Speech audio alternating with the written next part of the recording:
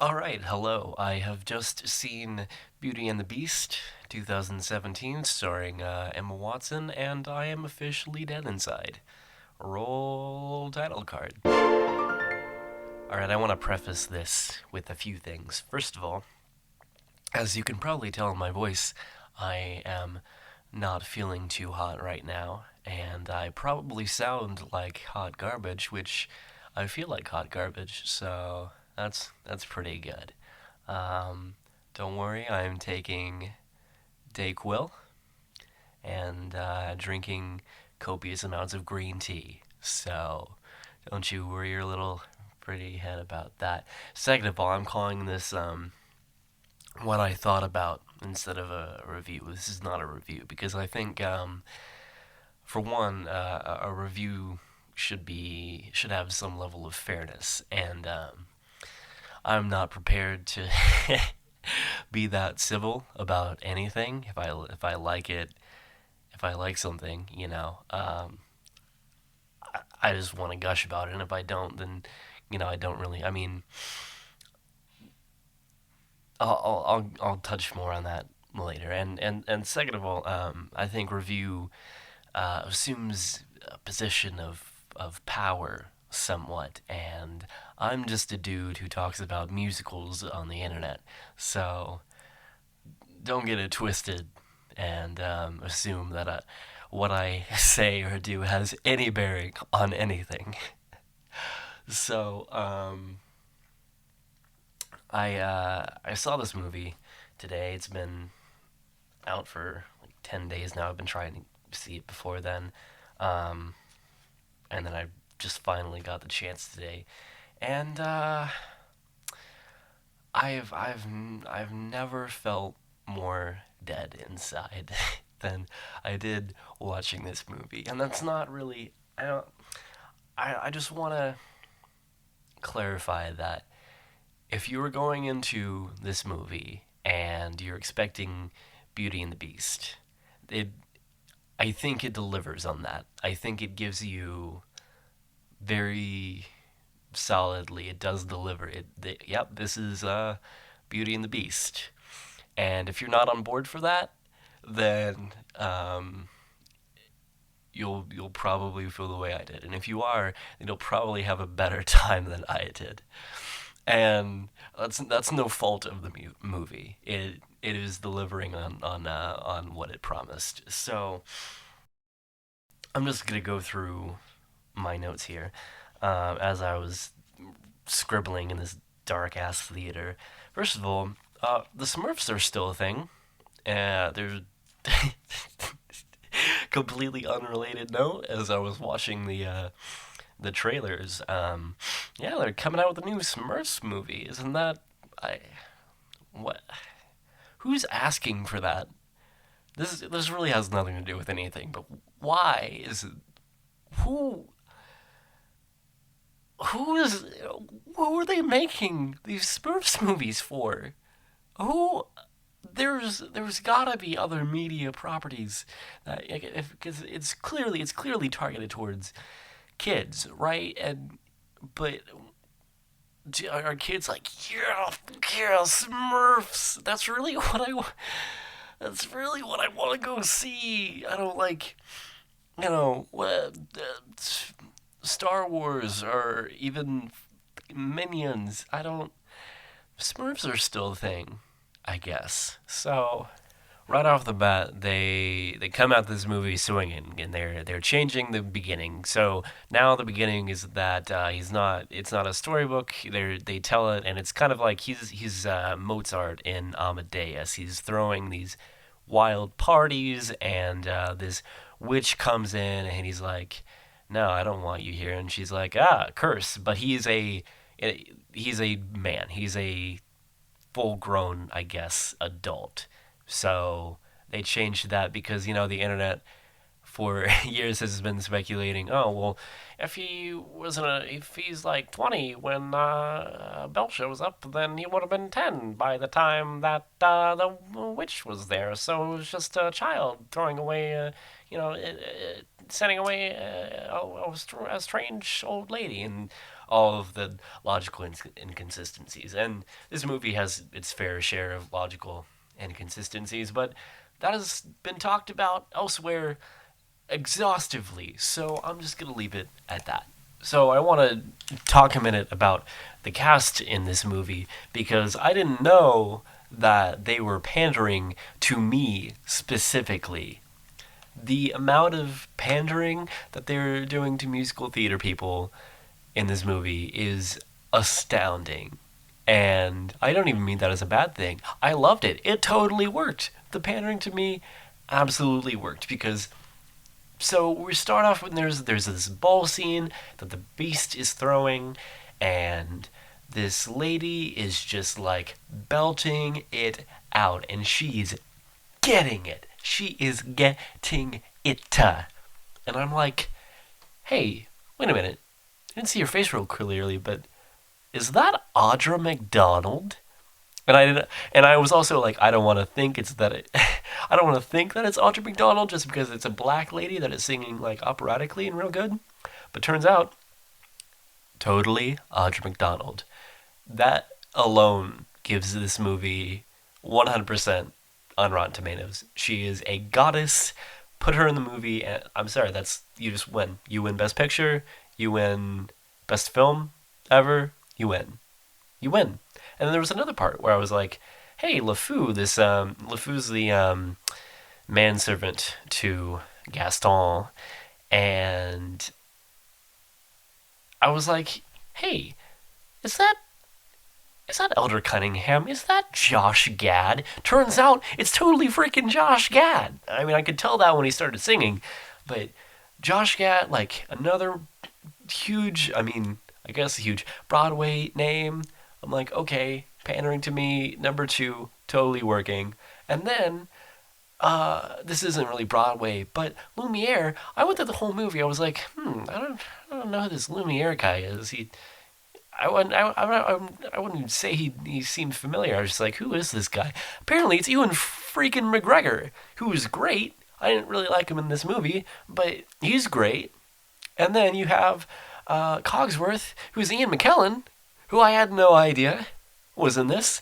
I couldn't tell it was him. I mean, they spend most of their time in the movie as talking things, so didn't really recognize them.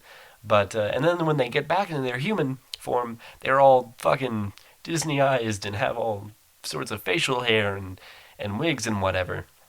And then the whole movie, I was like, Mrs. Potts, she sounds like she's doing a Mrs. Lovett impression. She sounds really familiar. It's not Helena Bonham Carter. She's really giving me Mrs. Lovett vibe. And then I looked and I was like, oh my god, it's totally Emma freaking Thompson. Oh my god, who was Mrs. Lovett with Bryn Terfel in that pretty good but also very weird production of Sweeney Todd. My god, I had no idea. Speaking of the cast and of black people, there were some. There were some black people in here. There was some salt, or there was some pepper mixed in with their salt. Not a lot, just a few people in the town, like two dudes? I think two dudes, exactly. And then Audra, and then Lumiere's girlfriend is of color. So there's that. I mean, it's not like every other movie that is set in this time period, or even isn't set in this time period, like Game of Thrones. It's like, black people don't exist. Here, black people exist. There's just, like two of them. So it looks like Kansas.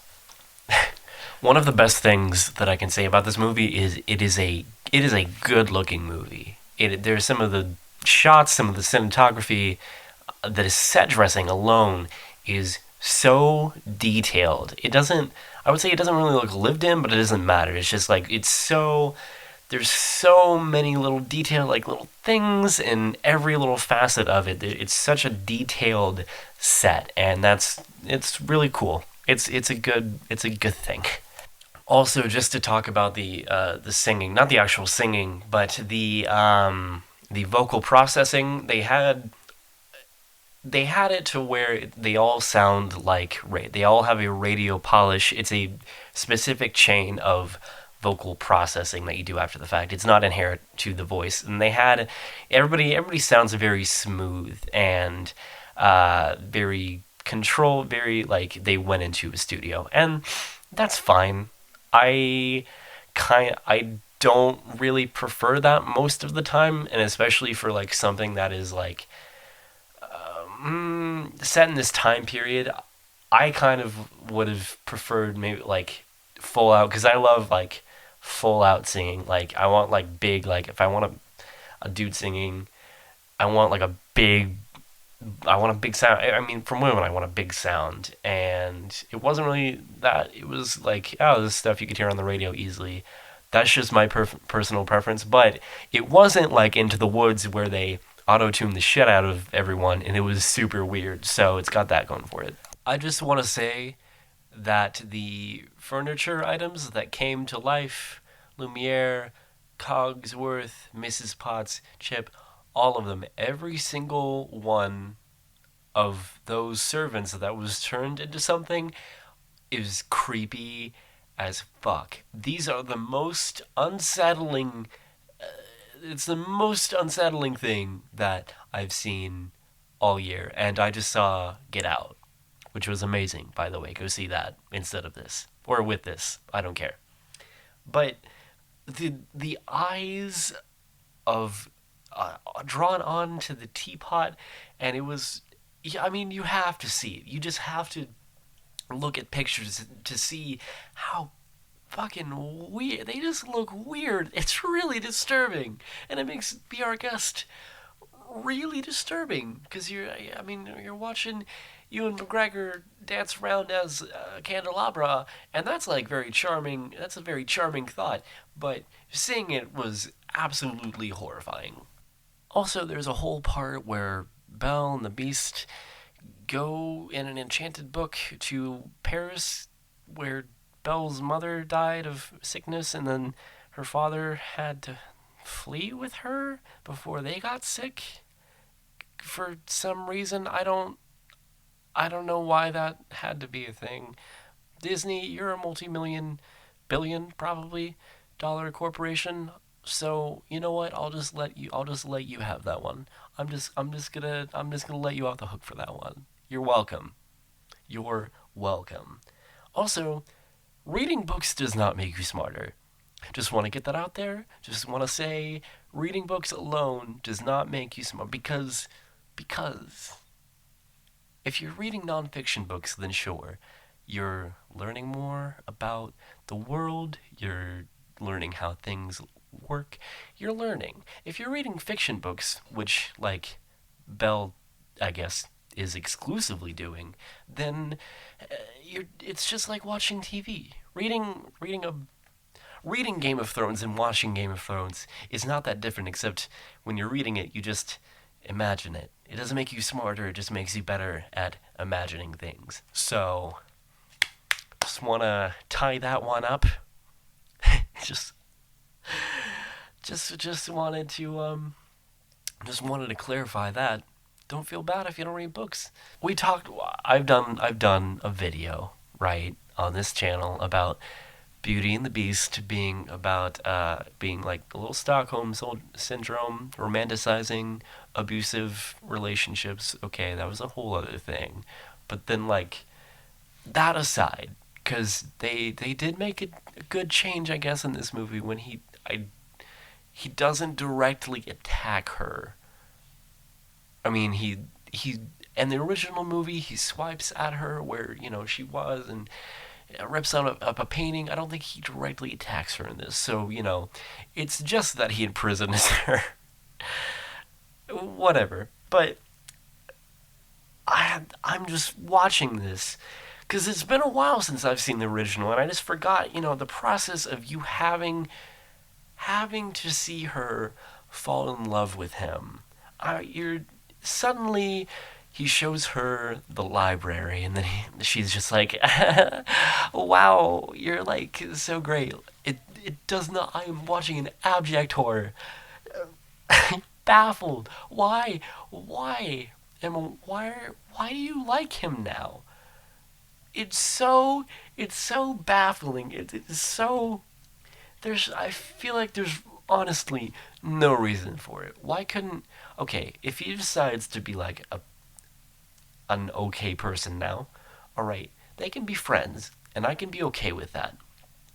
And it's not that I'm not okay with the thought of Emma Watson loving a beast, except a little bit, because it's like bestiality. Not even doing a pun there. It's kind of gross. I don't know why she's into like hairy dudes, but whatever. Fine. I can stomach that. It's just like there's no reason outside of this being a Disney movie that she would look at him and suddenly just everything he says she's like smiling at him and joking and I just you live here because he's making you. I'm not even trying to get into like the issue of it. I'm just saying what reason do you have for falling in love? You can be friends. I can buy you being friends, right? Because you both have, I guess, a shared interest in books. It's not really an interest. I mean, he hasn't read any of them in forever. He just had an education when he was younger, which he says, but he's not okay. Okay, there's this whole thing about beauty being on the inside. Well, but yeah, she's also like objectively attractive on the outside. So it's really more that it's less that he has to learn to love someone. It's that someone has to learn to love him, and they do that. But I'm just saying, what if it wasn't Emma Watson? What if it was like a less objectively attractive person? Just throwing that out there. If her name literally did not mean beauty, and everybody in the town she was from wasn't obsessed with her, would he still be like? I mean, how picky is the Beast? Is he gonna be like? I mean, she's all right, but you know, I really like you know, I kind of like redheads, or I don't know. Is she a redhead? Fuck, that was a bad example. I don't know what color her hair is. It's like it's a blonde-ish, whatever. What is she? What he likes? He likes dudes. I don't know. That would be an entirely different story if the Beast was, he is a bear, and he has to find. Okay, that's going down a whole other road. I'm just saying he has to be way less picky than she is. You know, it's just handed to him on a silver platter. Like, here's an objectively attractive woman for you to fall in love with, and he's like, awesome, got that taken care of. So, um, oh, okay. The next thing, I was like sitting in the movie theater. They added some new songs, but I was like, please include "If I Can't Love Her" from the musical. It's the best. It's the best song out of any of them, and they didn't. They totally did not. They had another one. They had another new song that was kind of like that, but not really. And um, there's a part where she's like, "Oh, I never thanked you for saving me," and I was like, "Yeah, you never thanked him for imprisoning you either." So, whatever. Um, I really want to have something to say about the original songs, but I don't.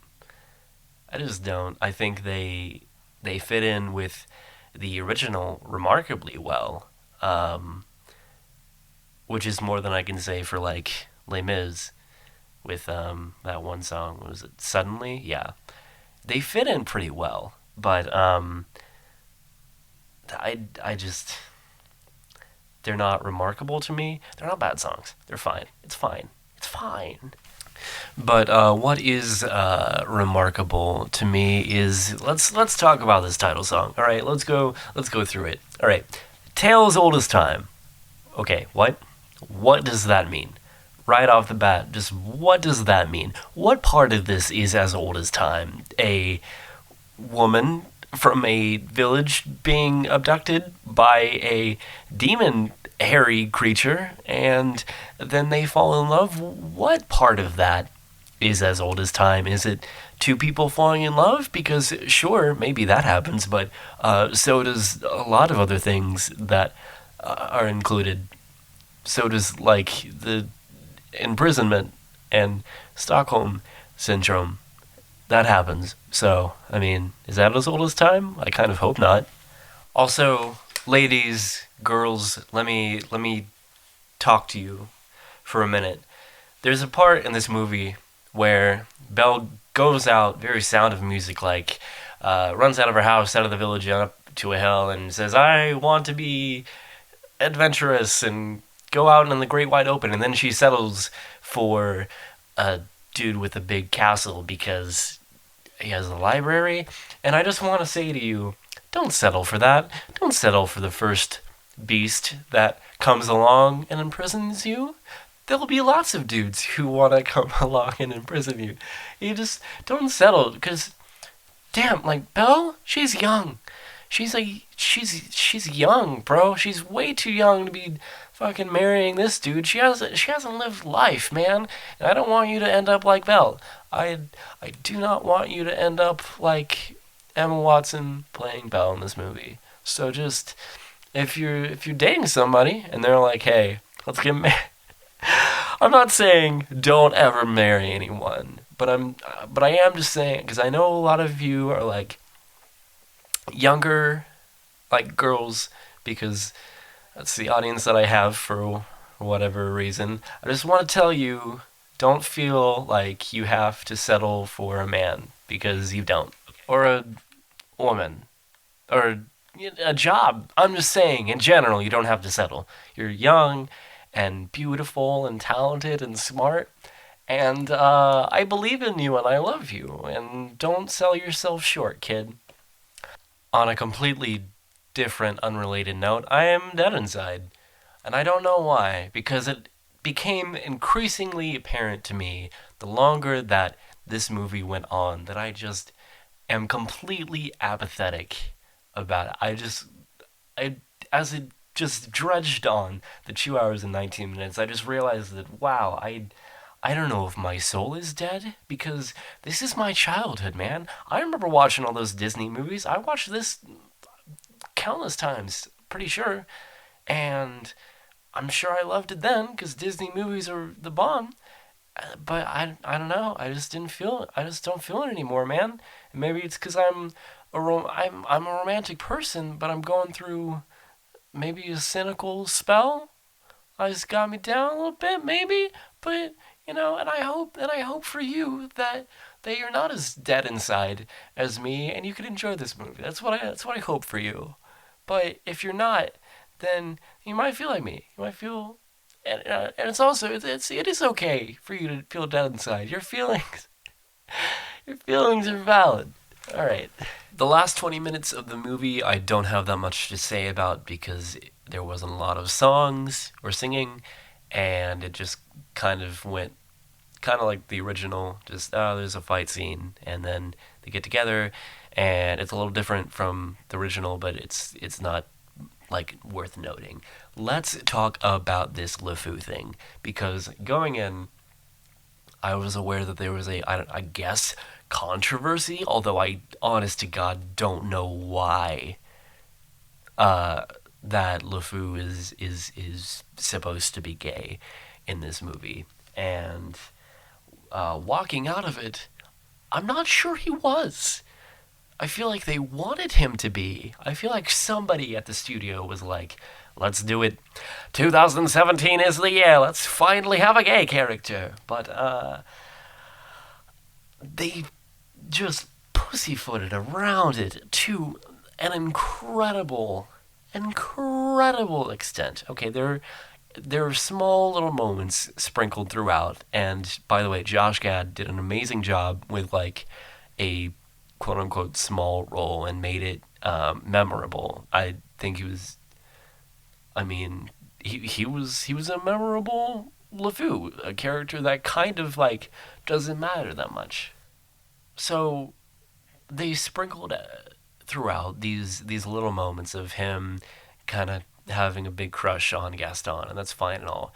And then the big controversy was that he I guess there's a gay moment. There is a moment at the end where everybody's having a ball, everybody's dancing, and they show LeFou and a dude for 1 second. It is seriously blink and you will miss it. They're not doing anything. They're just dancing. They're just I mean they're not dancing. They're just standing next. They're standing adjacent to each other. They fucking Disney. All right, here's where I go off. You can't have it both fucking ways. It's not a big fucking deal. Just do it. Just have him dancing with the dude. 5 seconds instead of one. They're so fucking afraid of offending the people who I guess are they're afraid of offending their conservative cocksucking whoops uh, viewership that the parents and grandparents of that uh, they're taking this movies to. They don't want to offend them with the sight of a man and another man being in any way attracted to each other. They're so fucking afraid of showing that, but they want to appease the